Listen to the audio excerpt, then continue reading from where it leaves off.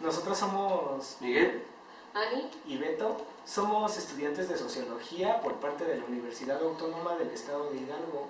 Nosotros como profesionales dentro de nuestra disciplina sociológica lo que queremos demostrar es que a veces los problemas que nos hacen creer que tenemos la culpa nosotros como individuos están estructurados más allá de las consecuencias, porque hay una realidad y dentro de esta realidad hay diferentes realidades múltiples en donde se crean fragmentos, ¿no?, emitidos por las altas clases para decir que ellos nunca tienen la culpa de los problemas públicos, sino que los culpables somos nosotros.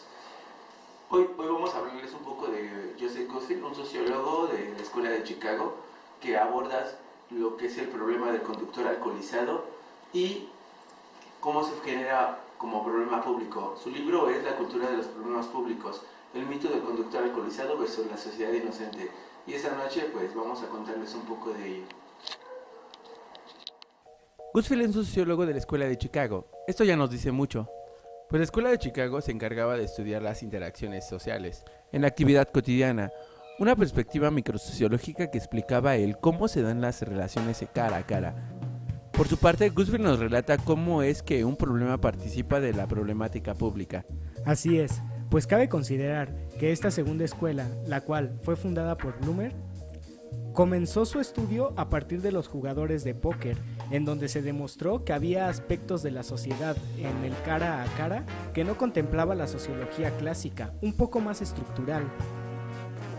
De esta manera, Gutfeld, junto con amigos como lo fueron Goffman y su interaccionismo situacional, o bien Howard Baker con toda la sociología de la desviación, se contemplaron aspectos de la vida pública como la prostitución, la delincuencia, el devenir de cara a cara, los aspectos de la ciudad, fundamentados en la sociología de Robert Ezra Park. Aquí lo importante es que participó de la llamada segunda generación de la Escuela de Chicago, que traía al debate las ideas del ya mencionado Robert Ezra Park, ideas sobre la ecología urbana, del cómo los individuos se adaptan a su medio, la ciudad, en este caso la dinámica de las políticas públicas. Efectivamente, también podemos considerar todas las implicaciones que tuvo para Gutfeld como persona, pues vamos a analizar un poco de su biografía. Joseph Gutfeld nace el 6 de septiembre de 1923, tiempos de la Gran Depresión.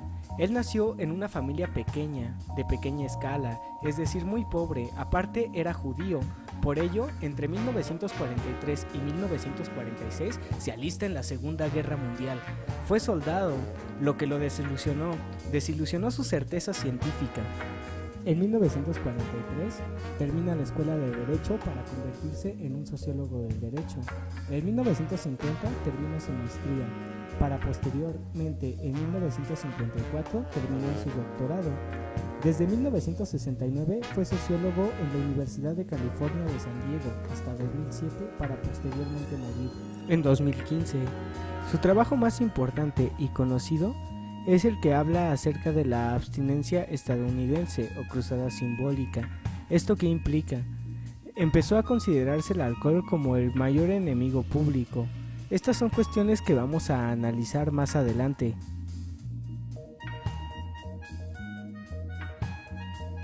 Gutfeld reconoce la diferencia entre retórica y ciencia. La retórica es el arte de persuadir, muy característica de los publicistas o los políticos. La ciencia, por su parte, aporta los descubrimientos y las técnicas. Sin embargo, la ciencia también participa en la retórica de los problemas públicos. La historia natural de la sociedad ofrece realidades múltiples que se presentan ante los individuos. Esto implica que surjan problemas sociales de diferentes tipos. Sin embargo, hay problemas que son sociales, pero no son públicos. ¿Por qué? Gutfeld realiza el desarrollo de la construcción de los problemas públicos, los cuales son problemas que tienen instituciones que las atienden.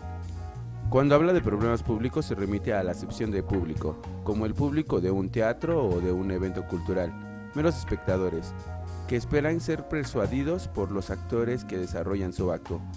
Como en otras obras de teatro, las escenas y situaciones que se presentan en la sociedad implican actores, que son responsables causales de acontecer en la vida cotidiana. Los responsables pueden ser de propiedad, causales o políticos.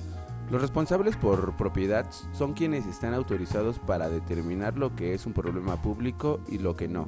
Los causales son quienes participan en la secuencia de acciones que permiten el problema público y los políticos son quienes deben intervenir para solucionar el problema. Pero cuando de problemas públicos se trata, el problema afecta a terceros. Estos terceros exigen que se castigue a quienes incumplen con las normas.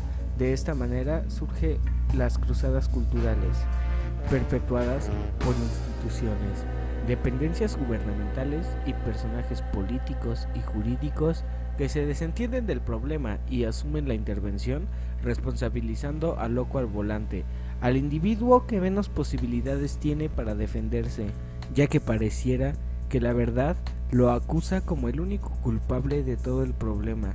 Pero esto es solo un espejismo que refleja la miopía ideológica, estructurada por una apreciación cognitiva, es decir, un sistema de creencias que se reproduce en la cultura, ofreciendo signos que te presentan una posible realidad, aparentándola como única. La miopía ideológica, que consiste en desviar la atención de todos los responsables causales para centrar la misma en el más débil, parte de la consideración de que el sistema neoliberal en el que se presentan las interacciones sociales implica también un sistema plutocrático, es decir, controlado por clases altas, los ricos, que nunca se ven envueltos como responsables de los problemas públicos. Pero que sin embargo, dentro de las actividades colectivas, es decir, el hacer juntos y el pensar juntos de la vida social, se estructuran símbolos que dan a conocer la colectividad de la sociedad, los cuales se reproducen por medio del arte narrativo, el arte dramático y el arte retórico, formando así una organización social y una organización cultural. La cultural propone los signos de cómo se da el problema y cómo se piensa el problema. Por otra parte, la social refiere a los actores que participan en el problema. Es cómo y quién los organiza. Los primeros problematizan y los segundos ocupan lo que se piensa para proponer soluciones. El arte retórico es el arte de persuadir. Lo utilizan los políticos, los publicistas y los científicos para convencer que poseen la razón justificada con realidades concretas, como el uso de estadísticas que le dan relevancia a los problemas públicos. La dinámica de la retórica en el discurso político moderno busca la acción fundamentada en la teoría secular y racional. En la vida social existe una guía de acción para reproducir información que emana de los medios de comunicación masiva, en donde se demanda la intervención de la agenda científica, quienes emiten discursos retóricos que abordan información alusiva a un problema, pero generando mitos, utilizando la realidad múltiple para enaltecer la culpa del agente social, a quien se pretende condenar. Por ejemplo, en el bombardeo televisivo de noticias que dicen: un conductor alcoholizado inconsciente acabó con la vida de una familia inocente, en donde pierde la vida una pequeña de 3 años, se muestra cómo los medios tratan de llegar a la sensibilidad moral para culpar a dicho asesino imprudente y no preguntarse por las medidas de seguridad que también podrían implementar compañías de seguros ante este tipo de situaciones, o bien las medidas en políticas públicas para combatir la problemática, la infraestructura de las carreteras, etc. No se piensa en otras posibles soluciones, solo en castigar al imprudente asesino, por ser este el chivo expiatorio que expiará las culpas de los males de la sociedad. Existen muchos factores en el asunto de los problemas públicos alusivos a lo que efectivamente afecta a la sociedad, que en este caso son los accidentes automovilísticos, que no solo son culpa de los conductores alcoholizados, sino que también pueden ser producto de muchos otros factores, como la circulación de los autos, la mala educación vial, el vehículo que es inseguro y el estado de las carreteras. Lo que es el accidente tiene que ver con el azar, y lo que no es accidente es la negligencia. Importa mucho esta consideración, puesto que el conducir alcoholizado se mira como una negligencia antes que un accidente, lo que lo lleva a tener una solución y un responsable. La manera en la que se miran los problemas públicos tiene que ver con las preocupaciones individuales y las preocupaciones colectivas. Si bien el conducir alcoholizado es un problema que es individual, en los índices de muertes por accidentes automovilísticos se presenta como una preocupación agregada, es decir, una preocupación colectiva. La preocupación crea dos tipos de ficción, la ficción conceptual y la ficción que crea realidades virtuales. El manejo del segundo tipo de ficción genera ilusión de certidumbre, claridad, facticidad y autoridad. El conocimiento de los problemas públicos debe ser entendido por todo el público, para que se puedan generar opiniones y acciones. Sin embargo, textualmente, Zygmunt Bauman argumenta que la cultura dominante consiste en transformar en improbable todo lo que es inevitable. Una sociedad sobrerepresiva es aquella que efectivamente elimina cualquier alternativa a sí misma y por tanto renuncia a los despliegues espectaculares, teatrales de su poder. Es decir, con la cultura dominante se generan estándares de conducta apropiados y se deja de lado la latencia de la realidad, es decir, las probabilidades de que pasen las cosas o que no pasen. No se piensa en que un conductor alcoholizado puede chocar o no puede chocar, simplemente se plantea el mito que asegura que efectivamente el conductor alcoholizado es un criminal que provocará accidentes letales. Con todo, los delitos pueden ser con víctimas o sin víctimas, y hay ambigüedades en ellos. Se presenta como ubicuo cuando los policías no pueden vigilar todo el tiempo a los conductores alcoholizados, como propio cuando se habla de que los policías tienen parámetros para identificar con certeza a los conductores alcoholizados, o como ignominia cuando el crimen aparece reavivado por algunos otros efectos que no son exactamente el beber alcoholizado. Posteriormente analizará las claves dramatúrgicas, lo que concierne a el acto, la escena, el agente, la agencia, el propósito y también desarrolla el concepto de voz. Todo esto en virtud de asociar al observador con lo observado. Dentro de las claves de la dramaturgia va a identificar un entorno escénico de un artículo. El método habilita la pretensión de que el artículo se presente como una autoridad y prestigio, no como ficción o como producto de la imaginación. Por ello, se deben de buscar medios de difusión. Esto se asocia con instituciones formales del Estado que enmarcan un campo indicado. De esta manera se presenta el acto, en donde dentro del artículo se busca y se obtiene un material más allá de confines. Comienza el relato con un comentario final para posteriormente describir el método que se utiliza para visualizar los problemas. En un segundo plano va a analizar los resultados, para posteriormente en un tercer plano va a escribir la importancia y los significados de lo que implican los problemas públicos. Por otra parte, va a considerar a la gente. Con este se refiere a quién escribe el texto y de qué manera lo hace, para poder comprender la dirección del mismo, acentuando la gravedad que puede resultar en la ambigüedad. Con esto, considerando las claves de la dramaturgia, después de haber referido al acto y a la gente, va a remitirse a la agencia. Esto quiere decir que es un método que establece la realidad del lector. Así se generan diferentes observadores, los cuales deben llegar a las mismas conclusiones. El autor hace énfasis en su método para no ser puesto en duda.